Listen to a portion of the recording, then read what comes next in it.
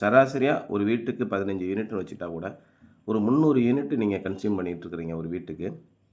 அப்போ இந்த 300 யூனிட்டை உற்பத்தி பண்ணுறதுக்கு என்னென்ன வழிவகைகளிலெல்லாம் அவங்க உற்பத்தி பண்ணுறாங்கன்னு கேட்கும்போது, ரொம்ப பாதிப்பை உண்டாக்கக்கூடியது நிலக்கரி, அணுமின் நிலையம், பயோமாஸு, அதே தீய போட்டு எரிக்கிறது தான் பயோமாஸுங்கிறது.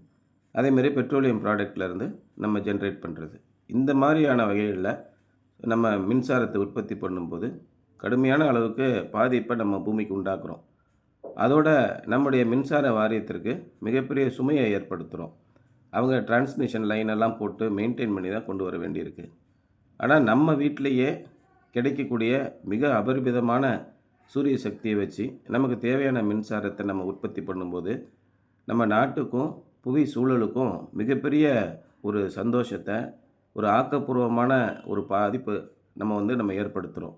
ஏன்னா 1 கிலோவாட் சோலார் சிஸ்டம் நீங்கள் போட்டிங்க அப்படின்னா, ஒரு வருஷத்தில் 1 டன் கார்பன் டை ஆக்சைடை நீங்கள் மிச்சப்படுத்துகிறீங்க இந்த வளிமண்டலத்தில் இருந்து. உடனே அவங்க கேட்கலாம், ஆமாம் எங்கே பார்த்தாலும் வெடிகுண்டு நாட்டை அழிச்சிக்கிட்டு இருக்காங்க, நம்ம மிச்சப்படுத்தி என்ன பண்ண போகிறோம் அப்படின்னு கூட ஒரு சில பேர் கேட்கலாம்.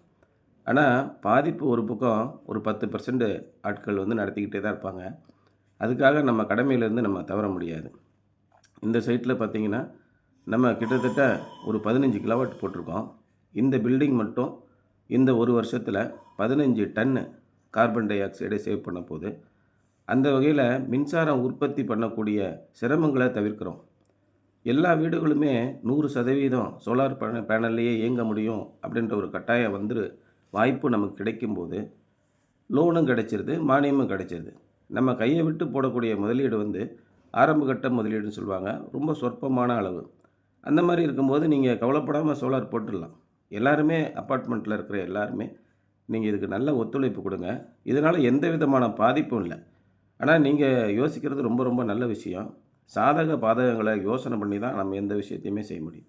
இப்போ இங்கே எங்களுக்கு டெரஸை ட்ரில் பண்ணி அப்படிலாம் நீங்கள் ஒன்றும் பண்ண வேண்டாம், அப்படி நீங்கள் மேலேயே போட்டு கொடுங்க அப்படிங்கும்போது, இதுக்கு தனியாக நம்ம கான்க்ரீட் பேஸ் போட்டுடுறோம். எந்த விதமாக சீலிங்கை நம்ம டேமேஜ் பண்ணாமல் செல்ஃப் சப்போர்ட்டுன்னு சொல்லுவாங்க. அந்த மாதிரி சீலிங் மேலேயே 2 அடிக்கு 2 அடி கான்க்ரீட் போட்டு அதில் பண்ணி கொடுத்துட்றோம். அப்போ உங்களுக்கு பில்டிங்கோட ஸ்டெபிலிட்டிலேயோ அதோட கன்ஸ்ட்ரக்ஷன்லேயோ எந்த விதமான இம்பேக்ட்டும் நம்ம கொடுக்கறதில்ல. அதே மாதிரி நம்ம யூஸ் பண்ணக்கூடிய இடம் வீணாக போயிடும் அப்படின்னு நம்ம யோசிக்கும்போது, துணி காய போட முடியாது, அந்த மாதிரி நீங்கள் யோசிக்கும்போது ஒரு 8 அடிக்கு எலிவேட்டட் ஸ்ட்ரக்சராக கொடுத்துட்றோம். 10 அடி போடுங்க அப்படின்னு சில பேர் சொல்லுவாங்க. ஆனால் 8 அடிக்கு ஒரு 6.5 அடி அந்த மாதிரி நம்ம போடும்போது, சாதாரணமாக ஒரு ஸ்டூல் வச்சு உங்களால் ஈஸியாக க்ளீன் பண்ண முடியும்.